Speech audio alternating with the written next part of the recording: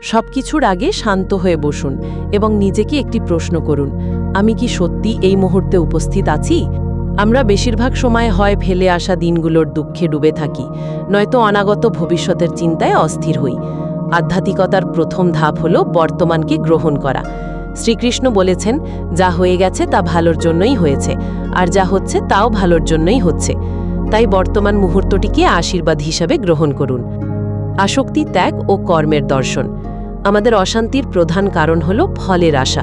আমরা যখনই কোনো কাজ করি, আমাদের মন পড়ে থাকে তার পরিণামের ওপর। কাহিনীটি এমন, একজন মালি যেমন প্রতিদিন গাছে জল দেয় কিন্তু ফল আসার জন্য ঋতুর অপেক্ষা করে, আমাদের জীবনও ঠিক তেমন।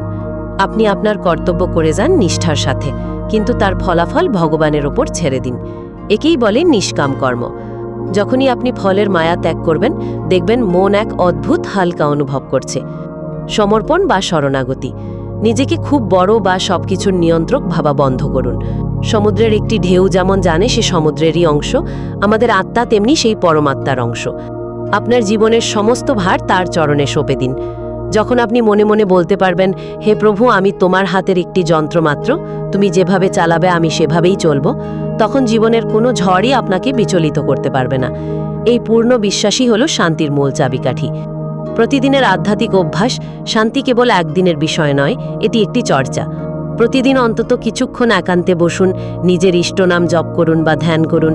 এটি আপনার মনের ভেতরে জমে থাকা নেতিবাচক চিন্তার ধুলোবালি পরিষ্কার করে দেবে। মনে রাখবেন, বাইরের জগৎকে আপনি নিয়ন্ত্রণ করতে পারবেন না, কিন্তু ভেতরের জগৎকে শান্ত রাখা আপনার হাতেই। সেবার মাধ্যমে আনন্দ। আধ্যাত্মিকতা কেবল মুক্তির জন্য নয়, এটি অন্যের উপকারের জন্য। প্রকৃতির দিকে তাকালে দেখবেন, গাছ নিজে ফল খায় না, নদী নিজের জল পান করে না। ঠিক তেমনি আপনার সামর্থ্য অনুযায়ী যখন আপনি নিঃস্বার্থভাবে অন্যকে সাহায্য করবেন, সেই তৃপ্তি আপনার আত্মাকে আলোকিত করে তুলবে। অন্যের মুখে হাসি ফোটাতে পারাই হলো সবথেকে বড় আধ্যাত্মিক সাধনা।